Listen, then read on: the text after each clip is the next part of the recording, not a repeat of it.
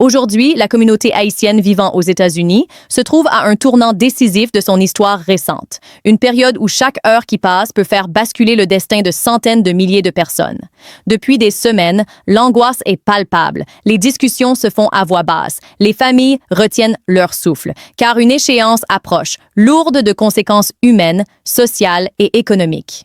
Pourtant, au cœur de cette tempête, une information capitale vient raviver une flamme que beaucoup croyaient presque éteinte, l'espoir.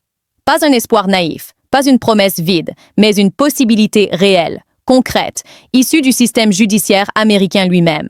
C'est précisément pour cette raison que cette vidéo est essentielle, car comprendre ce qui se joue en ce moment peut littéralement changer des vies. Avant d'aller plus loin, si tu fais partie de ceux qui refusent l'ignorance, qui veulent comprendre ce qui se passe réellement derrière les annonces officielles, abonne-toi dès maintenant à la chaîne, like cette vidéo et partage-la autour de toi. L'information aujourd'hui est une forme de protection. Depuis longtemps déjà, le statut de protection temporaire, connu sous le nom de TPS, représente bien plus qu'un simple dispositif administratif pour les Haïtiens vivant aux États-Unis. Il s'agit d'un bouclier humanitaire, d'un filet de sécurité juridique qui permet à des hommes, des femmes, des parents et des enfants de vivre, travailler et contribuer légalement à la société américaine sans craindre d'être brutalement renvoyés vers un pays plongé dans une crise profonde. Or, ce bouclier est menacé. Une date précise est gravée dans tous les esprits. Début février 2026. Cette date symbolise, selon la décision actuelle de l'administration, la fin programmée du TPS pour environ 350 000 ressortissants haïtiens. Une fin qui, si elle se concrétise, ouvrirait la porte à une instabilité massive, tant pour les familles concernées que pour les secteurs économiques qui dépendent largement de cette main-d'œuvre. Mais voilà qu'un événement majeur vient bouleverser ce scénario apparemment écrit d'avance. Une juge fédérale, Ana C. Reyes, a pris une décision procédurale lourde de sens. Elle a annoncé qu'elle rendrait sa décision finale au plus tard, la veille même de l'expiration du TPS. Ce détail, qui peut sembler technique pour certains, est en réalité fondamental. Il signifie que la justice reconnaît l'urgence extrême de la situation et accepte de se positionner à un moment clé, là où son intervention peut encore empêcher des conséquences irréversibles. Ce n'est pas une formalité, c'est un signal fort. Cela indique que le dossier n'est pas clos, que le débat est ouvert et que les arguments présentés par les défenseurs du TPS ont suffisamment de poids pour mériter un examen sérieux jusqu'au dernier moment. Pour comprendre l'importance de cette annonce, il faut revenir sur le contexte général. La décision de mettre fin au TPS pour Haïti repose sur l'affirmation selon laquelle les conditions dans le pays permettraient désormais un retour sûr et ordonné des ressortissants haïtiens. Or, cette affirmation est au cœur de la contestation. De nombreuses organisations de défense des droits humains, des leaders communautaires, des élus et des experts indépendants dénoncent une déconnexion totale entre cette position officielle et la réalité du terrain haïtien. Violence armée incontrôlée, expansion des gangs, enlèvements quotidiens, effondrement des infrastructures de santé, crise alimentaire aiguë, déplacement massif de population, ces éléments ne sont pas des opinions, mais des faits documentés. C'est précisément cette contradiction que la justice fédérale est aujourd'hui appelée à examiner. Des plaignants ont saisi la Cour pour demander une suspension de la résiliation du TPS, estimant que la décision administrative viole non seulement l'esprit du programme, mais aussi les principes fondamentaux de protection humanitaire. Leur argumentation repose sur un point central. Forcer des personnes à retourner dans un pays où leur sécurité ne peut être garantie constitue un risque grave et immédiat.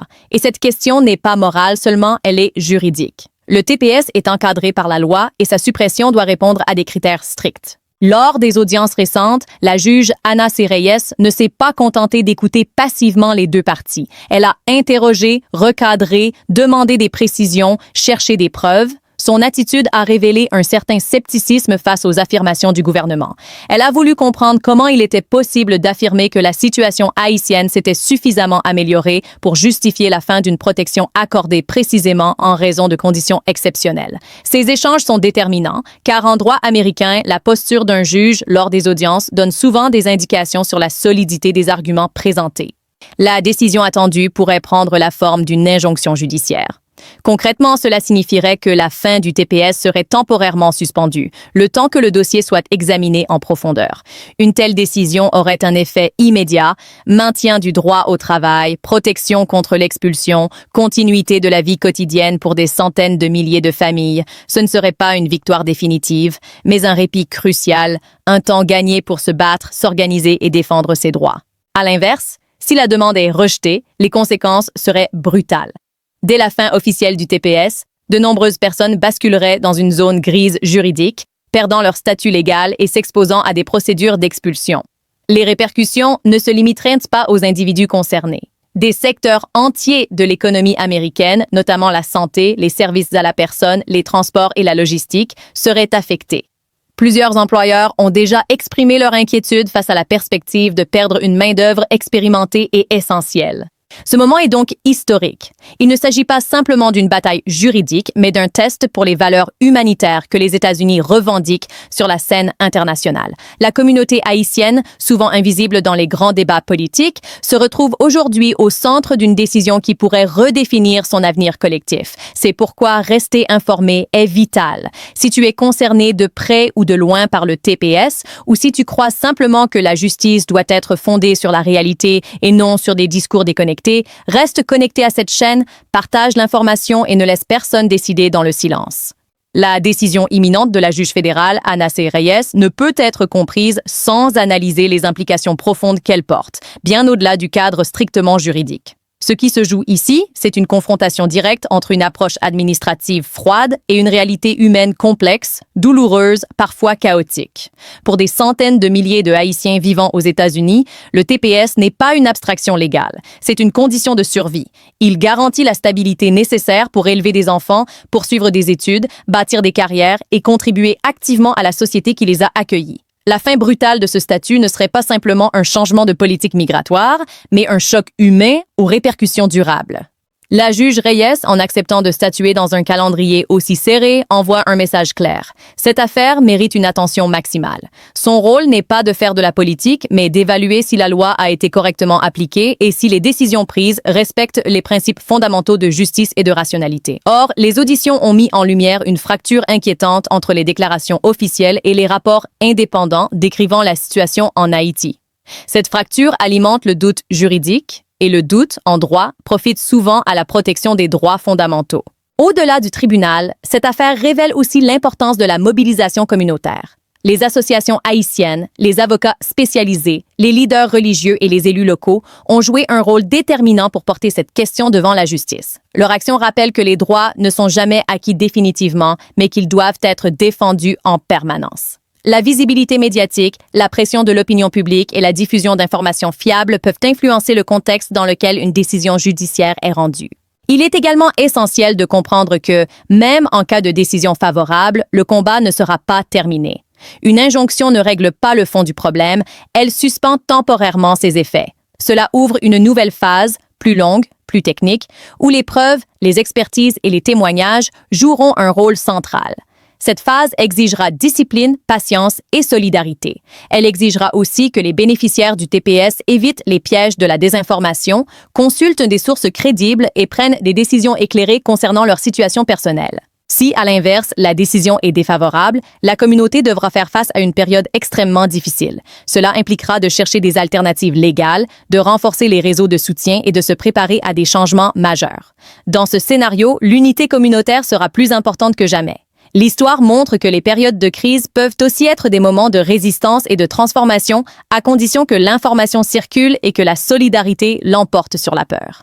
Cette affaire met également en lumière une réalité souvent ignorée, la contribution massive des Haïtiens sous TPS à l'économie américaine. Dans les hôpitaux, les maisons de retraite, les entreprises de nettoyage, les transports publics et de nombreux autres secteurs essentiels, leur présence est indispensable. Les conséquences d'une suppression du TPS se feraient ressentir bien au-delà de la communauté haïtienne, affectant des services dont dépendent des millions d'Américains. En définitive, ce moment marque un chapitre crucial dans la relation entre la communauté haïtienne et le système institutionnel américain. Quelle que soit l'issue, une chose est certaine, le silence n'est plus une option. L'information, la vigilance et la mobilisation restent les meilleures armes face à l'incertitude. C'est pourquoi cette chaîne continuera à suivre cette affaire pas à pas, à analyser chaque développement et à donner la parole à ceux qui sont directement concernés.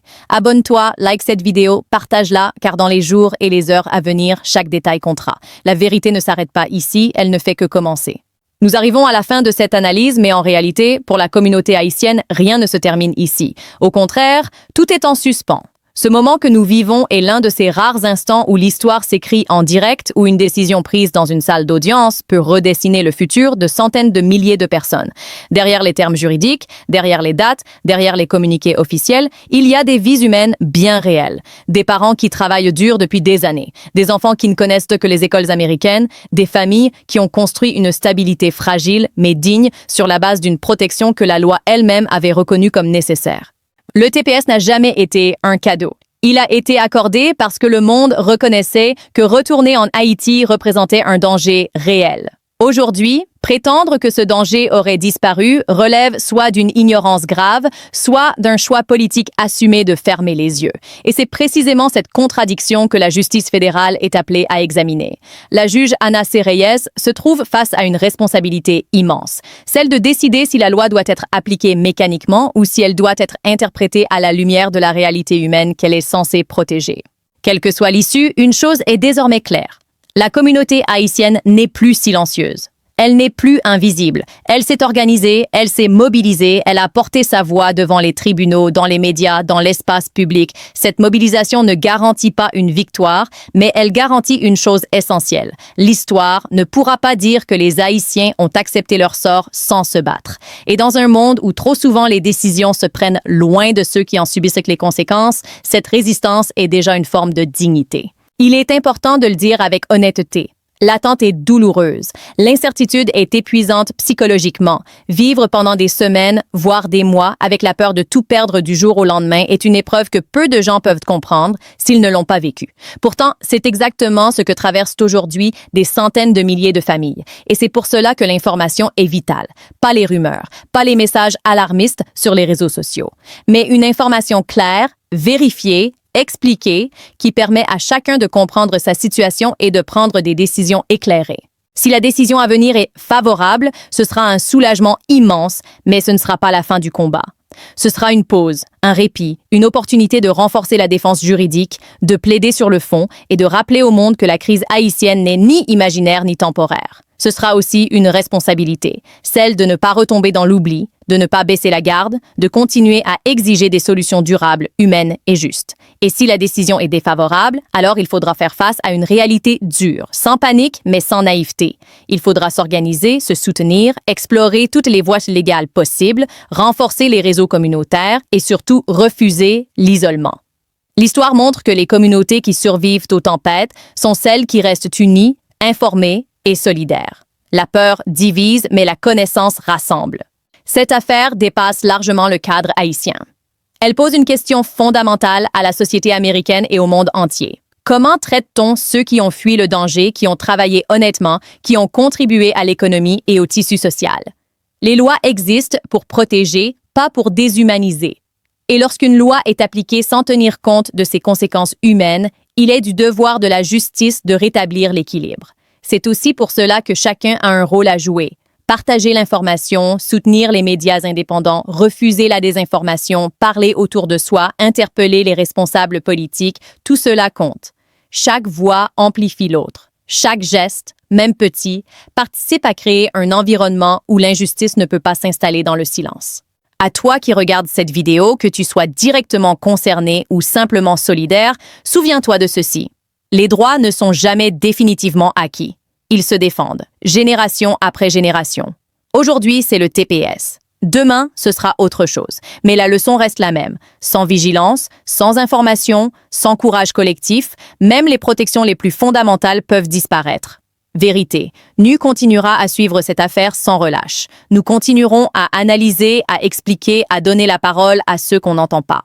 Parce que notre boussole reste la même. La vérité sans filtre, sans manipulation, sans peur. Reste connecté. Abonne-toi, partage et surtout, garde espoir sans jamais abandonner la lucidité. L'histoire n'est pas encore écrite. Et tant qu'il reste une voix pour dire la vérité, tout n'est jamais perdu.